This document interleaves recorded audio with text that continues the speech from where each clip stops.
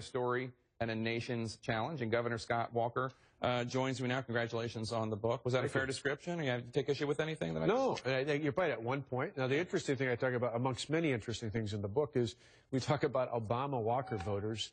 In the end, in one of the exit polls after my recall election, there were literally 1 out of 6 voters in my state who voted for me who planned to vote for Barack Obama, which politically doesn't make a lot of sense. In the recall or in the recall they voted for me, and then they were planning a few months later in 2012 to vote for the president, which we talk about in the book, the reasons for that, because in both cases, to that middle undecided voter, we made the case based on leadership, and they were hungry for it.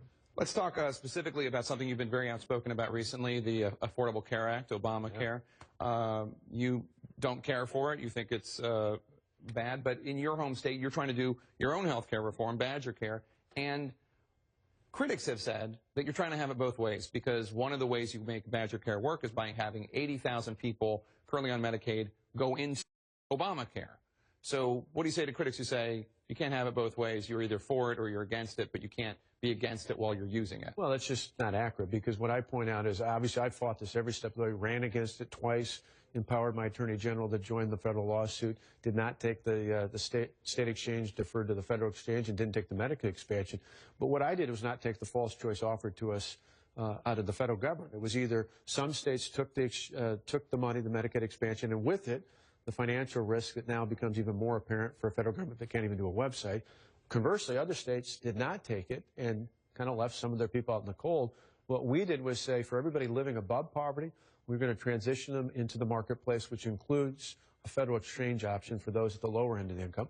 And for the first time in our state's history, we cover everyone living in poverty will now be covered under Medicaid. To us, it's just saying that's the law. If there's an alternative in the future, which I've advocated for, that would be a better way of serving the people in my state. Obviously, you're probably best known nationally for the showdown with the employee unions, public sector unions in Wisconsin. This, in your book, Unintimidated, this is how you describe the throngs of protesters that descended upon the Capitol 3 years ago. Quote, "The odor of unwashed humanity wafted through the hallways. People were smoking pot inside the Capitol. There were so many sleeping bags, inflatable mattresses, and tents that my staff often joked about how many protest babies there would be in 9 months' time." Now, I know that a lot of these protesters were very hostile to you, and you detail the many threats that you got. But that's not all the protesters. And I have to say, sometimes the tone I would hear 3 years ago, and even in this book, sounds a bit disdainful. And I wonder if, looking back, you feel that there's anything you could have done different when it comes to tone and speaking to these individuals. Well, there's no doubt about it. Not so much the tone for the protesters. There's probably nothing I could have done or said, particularly for those that came in from other states. Because originally it was people from Wisconsin. First week, 2 weeks in, we started seeing buses in from Chicago. We saw, and we didn't just have to guess. They had their signs, they had their banners, they had their jackets. Sure, they were from other unions and other places, New York, D.C., Nevada. But for the people in my state, there's no doubt about it. I actually talk in this book. This is not a campaign book in the sense that it's all rah-rah and wonderful. There are some pretty big insights about things we did wrong. One of them was, even though I talked about getting a 5% and 12% contribution from public employees during the campaign, after the election was over, I stopped talking about it. And one of the big mistakes I think I made was, in January of 2011, I was so eager to fix things, I just went out and took action without talking about it. Most politicians, whether it's in state office or federal office, just talk about things but never fix them.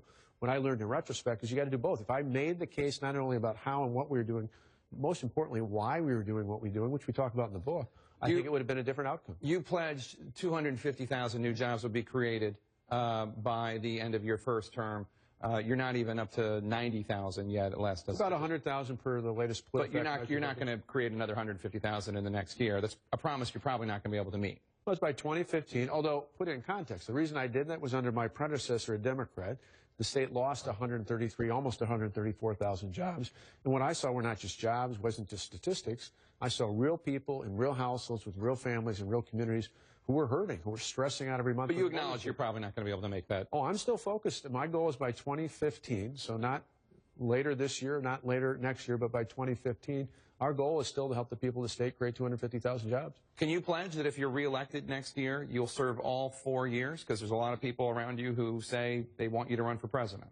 You know, my focus has been not once but twice running for governor. I'm going to run again. That's what my focus is on. But you can't pledge that. I've never made promises. I didn't make it in the state assembly, didn't make it as county executive. What my promises are is not about the time I serve, but what I'll do in office. and I've been very clear with it, which again is why I think there were so many people who voted for me, and then a few months later voted for Barack Obama, because we both made promises, very different political views, but both made bold promises.